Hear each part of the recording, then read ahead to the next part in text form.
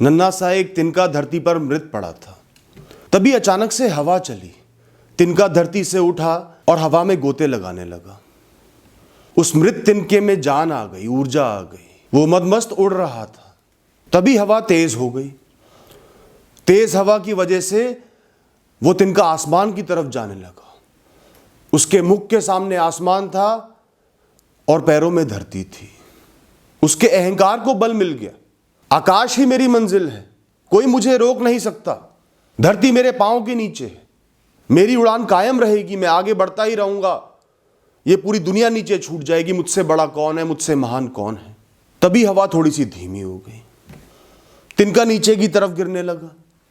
अब मुख के सामने धरती थी और आसमान पीछे छूटता जा रहा था। वो घबरा गया, डर गया, हैरान हो गया, ये मेरे साथ क्या हुआ। दुखी हो गया, अहंकार टूट गया, मनोबल टूट गया। उसे यकीन हो गया कि अब धरती में मिलना तय है, मृत्यु तय है, सब खत्म होना तय है। वो ये दुख बर्दाश्त नहीं कर पा रहा था। तभी थोड़ी सी तेज हवा चली, वो फिर से स्थिरता से उड़ने लगा। फिर तेज हवा चली, आकाश की तरफ जाने लगा। फिर मनोबल बढ़ गया, अहंकार बढ़ गया। फिर हवा धीमी हुई, फिर नीचे आ गया। इसी तरह उसकी यात्रा चलती रही, पर वो निरंतर बेचैन था, परेशान था, हैरान था। वो उस हवाई यात्रा का आनंद तो नहीं ले पा रहा था। सारा ध्यान या तो अहंकार पर था या बर्बादी पर। तभी एक जमीन का टुकड़ा आया। हवा उसकी तरफ देखकर मुस्कुराई और रुक गई। इस बार उस तिनके को उछाल नहीं मिला, वो नीचे जाता चला गया और उस टुकड़े में जाकर समा गया, उसी में मिल गया, जहां से आया था वहीं बस गया, खत्म हो गया। दोस्तों, इस कहानी में जो हवा है ना, वो प्रकृति का किरदार है। हम सब प्रकृति से एक हैं, प्रकृति का ही हिस्सा है, चाहे जीवित हो चाहे मृत हो। तो हम उससे एक थे। उसने हमें एक मौका दिया, हम में ऊर्जा भर दी, जैसे वो हवा चली थी।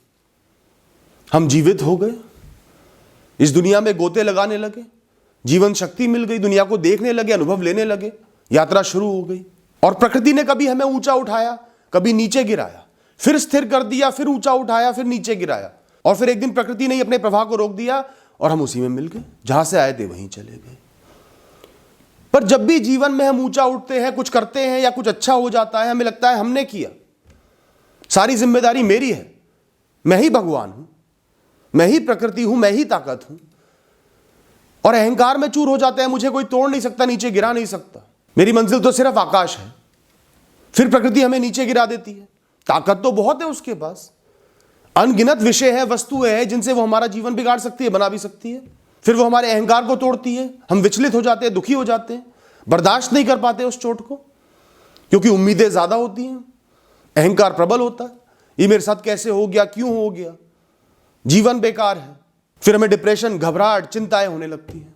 दोस्तों, खुद को इतना महत्वपूर्ण मत समझो। तुम कितनी ही कोशिश कर लो, कितना दिमाग लगा लो, कितने इंटेलिजेंट हो, अगर प्रकृति अपनी पे आ गई तो तुम तिनका भी नहीं हिला पाओगे। और ऐसा होता है, ये हवाई बातें नहीं है। तुम्हारी उड़ान, तुम्हारा गिरना, तुम्हारा धरती में समा जाना, सब उस प्रकृति के हाथ में, ईश्वर के हाथ में है। तो वो उसी के पास रहने दो ना। उसने तुम्हें एक मौका दिया है, एक यात्रा दी है, एक ताकत दी है दुनिया को देखने की, जीवन को समझने की, अनुभव लेने की, कर्म करने की। तुम्हारा ध्यान उस पर क्यों नहीं है, आनंद लेने पर क्यों नहीं है इस यात्रा का? तुम ये चिंताएं क्यों अपने सर पर ले रहे हो? हम और तुम बुद्धिमान है, हमें एहसास है कि इस दुनिया में सब कुछ अस्थाई है, एक एक तिनका अस्थाई है, हमारा जीवन अस्थाई है, शरीर अस्थाई है, रिश्ते अस्थाई है। किसी भी क्षण कुछ भी गायब हो सकता है, कितनी ही जोर से पकड़ लो। फिर भी हम भ्रम में जीने लगते हैं, अहंकार हो जाता है, मेरे पास ये है, ये है, ये है, मैं ऊंचा हूं, बड़ा हूं, बहुत लोगों से ऊपर हूं। पता है कि जिस भी क्षण प्रकृति चाहेगी सब कुछ छिन जाएगा, जीवन ही नहीं रहेगा, या शरीर इस काबिल हो जाएगा कि उठ भी ना पाए बिस्तर से, या बर्बादी की एक हवा चलेगी और नीचे गिरा देगी। मुक्त क्यों नहीं रहते? इस बात को समझो कि जो ऊपर गया है वो नीचे आएगा, और जो नीचे गया है वो ऊपर भी जाएगा। यही प्रकृति का नियम है। तो जब ऊंचाई पर हो तो नीचे देखकर सुकून प्राप्त करो, वही मेरी असलियत है, मैं वहीं से उठा हूं। और जब नीचे हो तो ऊंचाई की तरफ देखो कि यहां से और कहां जा सकता हूं, ऊपर ही तो जा सकता हूं। यात्राएं तो चलती रहेंगी ना। और आप गिरने से क्यों डरते हो, खत्म होने से क्यों डरते हो, मृत्यु से क्यों डरते हो, बर्बादी से क्यों डरते हो, खोने से क्यों डरते हो, जब आपको पता है कि कोई और ही आपको ऊपर लेकर गया। जो मिला है किसी और नहीं दिया, प्रकृति नहीं दिया है, सब उसी का है, उसी की मर्जी से आप यहां पर खड़े हो। तो जब मर्जी आए वो ले ले। जो चीज मेरी है ही नहीं, मैं उसके लिए क्यों डरूं, उसको क्यों जकड़ूं। प्रकृति सब जानती है, कुछ सोच के ही आपको कुछ दिया है, कुछ सोच के ही वापस लेगी, और आप ही को वापस ले लेगी, क्योंकि आप भी उसके हो। कम से कम आपका शरीर उसी का है, आत्मा चाहे ईश्वर की हो।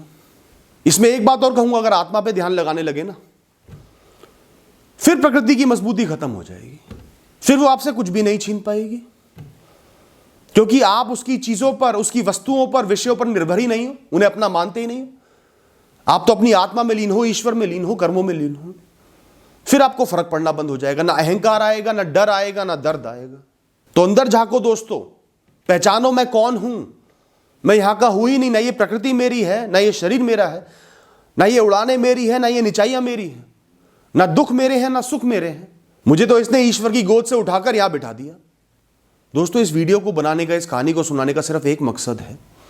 आज आपको उड़ान मिली हुई है, चाहे आसमान में गोते लगा रहे हो, चाहे थोड़ा नीचे हो, उस उड़ान का सम्मान करो, उस यात्रा का सम्मान करो, उस यात्रा का आनंद लो। अभी आप हवा में हो, तैर रहे हो, गोते लगा रहे हो, ऊपर क्या है नीचे क्या है वो मत देखो, सिर्फ शुक्रगुजार हो कि मैं यात्रा में हूं, मैं उड़ रहा हूं, धरती से ऊपर आ गया हूं। बाकी सब प्रकृति के हाथ में, वो देख लेगी, उसे संभालने दो। आज वो ऊंचा उड़ा रही है, वो भी उसका मन है, कल नीचे गिराएगी, वो भी उसकी इच्छा है। मैं कर्म करता रहूंगा, उड़ान का आनंद लेता रहूंगा, चाहे उड़ान धरती के कितनी ही नजदीक रह जाए या बहुत ऊपर उड़ जाए। उड़ान तो उड़ान है, जीवन तो जीवन है। Thank you and all the best.